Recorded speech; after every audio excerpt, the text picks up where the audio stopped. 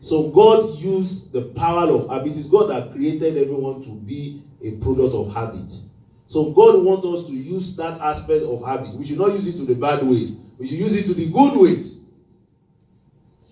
One of our father daddies here, he said he will read 5 chapters of Bible every day. I'm sure the day he didn't read it, he will not feel comfortable. Just like Muslim, when they don't do their Muslim, they will park beside the road and put their mat and say they will tell the passengers that please give me 10 minutes. Either it is good or bad or right or wrong, it has become an habit. Something in them just said, Some of us that take coffee here, when it is very late to go home and you discover that you have not even taken coffee, something in you say, no wonder I've not been feeling well. Praise the Lord. Even though it's not very cold. You know, the weather is what should prepare you to say, let me grab a cup of coffee. That's right. But when even the weather is still warm and you are, you just drive around and like, oh, I have not taken a cup of coffee today. Then you begin to feel, oh, no wonder, I think I'm not being very smart. You begin to find justification for yourself. Because it is a gradual practice. Take small cup, then large size, extra large, then and now it become part of you. You understand? So because you practice it gradually, it become an activity. And now, even when you don't need it, something in you says it's time to go for coffee. That's right.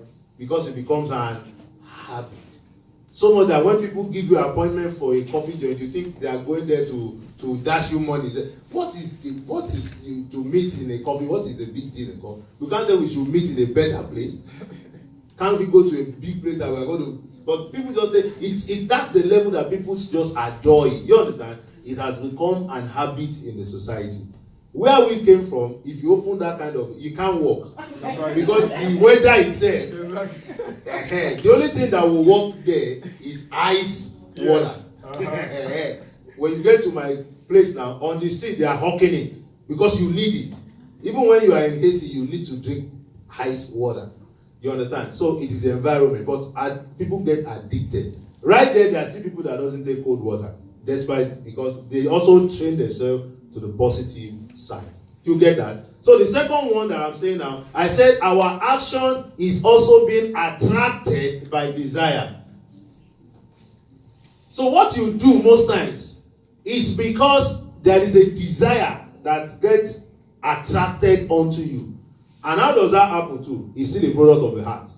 If your heart has been trained properly, the only thing that attracts your action is going to be the things that are good. The Bible says whatever that is good, whatever that is lovely. There are things that is expected, not the content that Jesus told us earlier, right? So we should make sure that we renew our heart rightly and know these things, children, most importantly, that your actions are actually propelled. Your action are drives towards your desire. So what you are doing, if I see you doing something there, it's because it gets connected to a desire in you. So whatever every one of us does is propelled with a desire that we have seen. So that's why I said our action is an attraction towards what we desire more than what we think through the knowledge we acquire. Yes, let me talk about the second one. What we said is more than what we think is that don't think that at times when somebody is doing something, he knows what he's doing. He may not know what he's doing. He got attracted to what he's doing. Are you getting it? So you might need to ask questions at times. Are you getting it now?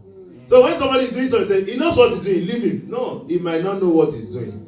He got attracted by his desire. And what happened to his desire? He has not trained his heart very well. He has not contained his heart. So when a man begins to come to a workshop like this, what has he come to do? He has come to get the right knowledge so that he can train his heart very well. So that his heart will not be getting connected to the wrong desire in life. You understand? It's still a product of the heart. Can you now begin to see now that it's not all about what goes out, it's also about what comes in. That's right. So what you attract in life is a product of your heart. That's right.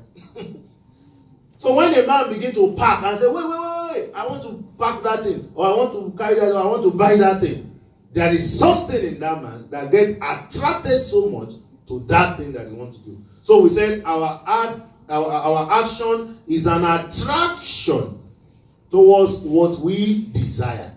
Have you seen some of the reason why, we are the stage we are now is we are talking about how to transform our heart. This is the second class of transforming our heart. We have talked about the fear of God. We have broken down to you the will of God, the will, the ways, the works, the wonders, the wisdom. I think about 5 or 7 that I've talked about now. Now, today, we are looking at the ideologies that comes from all that we have studied now. We do a lot of ideologies in the next 2-3 classes now. We have done 2 today. We are rounding up right now. Do you understand? Maybe I take one more. The scripture for that, Proverbs 4:20, it said, keep your heart with all diligence. Have you seen now? You see, this heart, you need to take care of it because it's not only what comes out. It's out of it flows the issues of life. That is, it can even affect your sense of choice in life. So if this heart is not properly trained and put in the right perspective, you begin to buy the wrong things. You begin to buy the wrong things. You begin to make the wrong choice. A man will make wrong choice of a woman. A woman will make wrong choice of a man. And said they deceive him. They didn't deceive him. What she has attracted that man. What he has attracted the woman also. That's right. So if that woman or man has taken care of their heart properly, their actions to pick will have been wholesome. That's right. Are you getting it?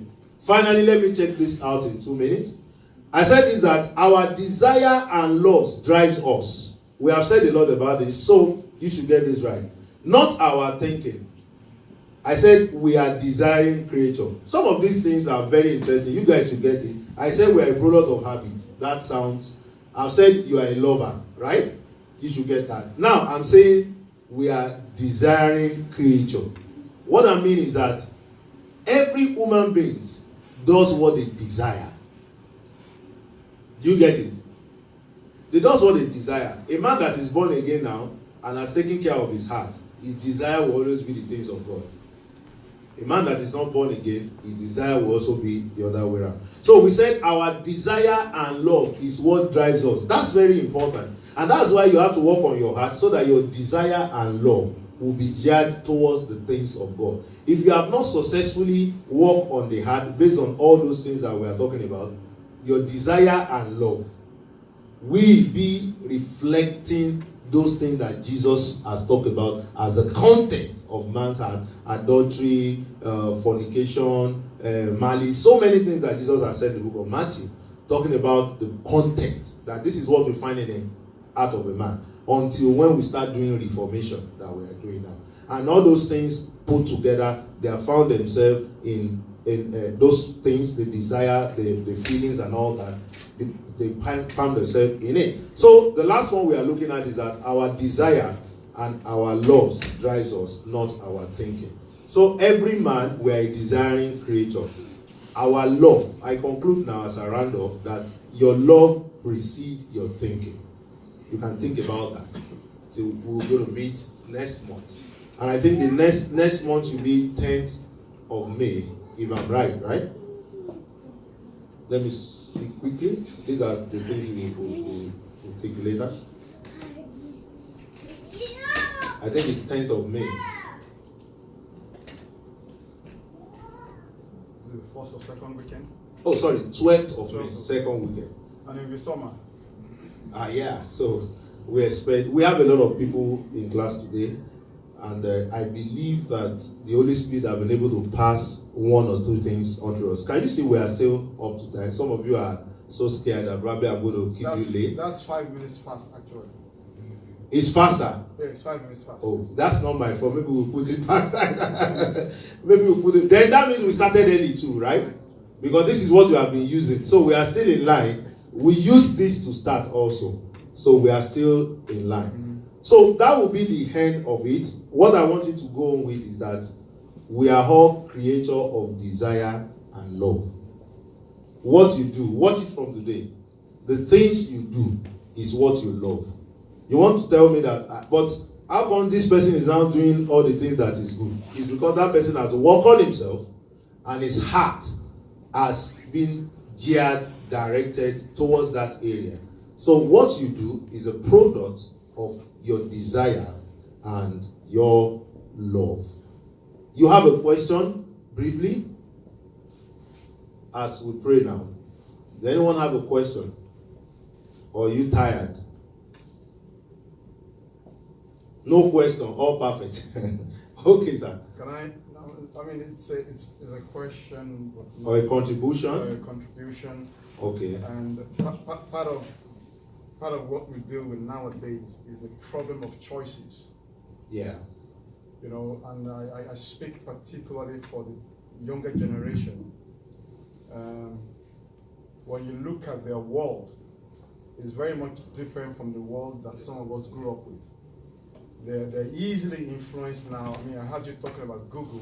Yes. They're easily influenced now by social media, by visual things like TV, and all that is readily accessible to them via this wonderful technology.